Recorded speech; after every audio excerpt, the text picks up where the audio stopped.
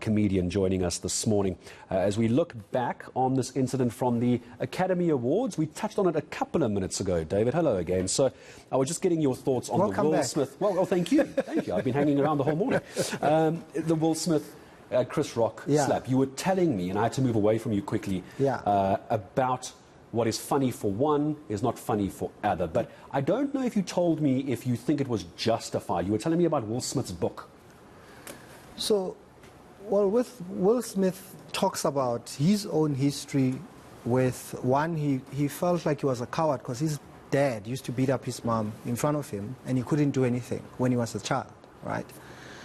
And then he does mention again, when he started dating, he was always trying to impress the women to make sure that they're okay and over sort of, delivering and overprotective. Overprotective, which I think is continued throughout his life. And he says this in the book, with his sister, again with his mom, and obviously it will go on with his wife as well. Then you think of all the memes that came after the whole entanglement thing and the bullying or the jokes that came with it. So it's almost like a build-up. I mean, not a psychologist or anything, but, I don't have to be a rocket scientist to know that people get angry. Everybody gets angry. But is violence for Will Smith to handle it that way, it's the worst thing you could have done on that night, at that ceremony, to that particular comedian.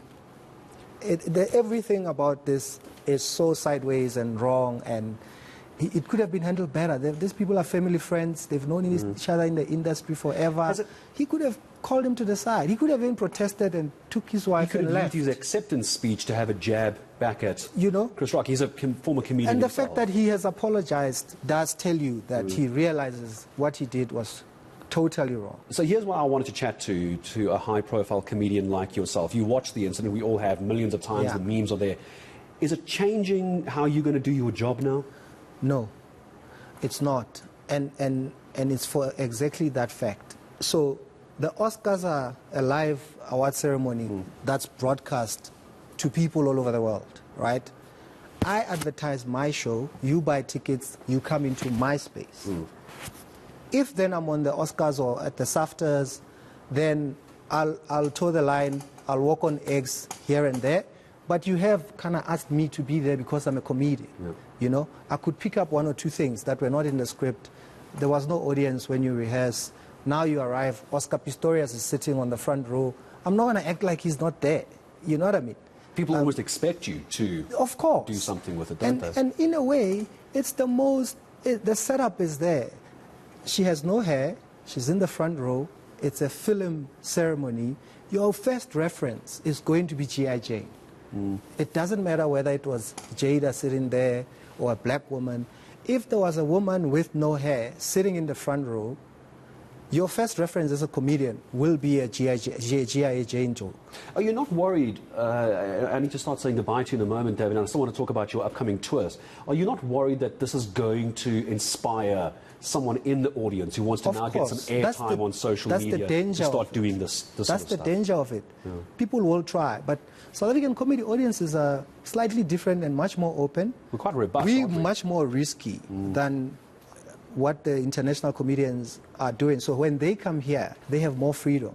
So all the international comics I've been performing with from London, from the UK, from the US, coming here, they look at us and they're like, you can do that on stage, you can say that on stage. Half of them can't say the things that they say in their own countries. And Jimmy Carr has made a whole career about telling every single joke that you think no one will ever tell this joke. And I mean, I imagine that we've got your tour coming up now. I want you to tell me about this because it's been a rough 18 months. Yeah, which will be a good try and get comedians some coverage and get some audiences back again. What's this tour that you're doing now? What's coming up very quickly? So Blacks Only Comedy Show, we've been out of circuit for about 2 years now. We did a small show in October. Now we're going back to our main big venue with half the capacity for COVID.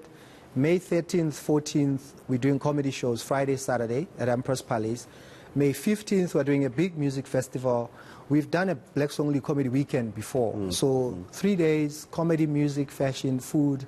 Amazing lineup. And you're going to throw a Will Smith joke in there. Well, I guess this is where I'm going to find out if I need to start getting myself ready to be punched or start performing with bodyguards. I was about to say, I know a couple of bodyguards if you're looking for them, by the way. I might need one, actually. David, thank you. I really appreciate it. I was so keen to just get the thoughts of someone who also, gets very close on the jokes, and that's why I appreciate David Cow coming in to join us. A comedian you can hear as well. And tickets are at CompuTicket, of course. I was about to say, can we go get tickets already? The comedy show tickets are available. The music tickets will go on sale very soon. All right, so we know. Now you can start looking. Go look for it on CompuTicket. Go look for it online. Go and look for David Cow. Go and support local comedy as well, even off the back of Smith Slapgate. Don't punch anyone. Don't punch anyone. Are we calling it Smith Slapgate? Are we calling it Slapgate? What are we calling it? Let's call it the Slapgate. Slapgate. Chisampama Gate. Chisampama Gate. Chisampama Gate. Yeah, light. David. Light them Palmer Gate. David, thanks for coming in.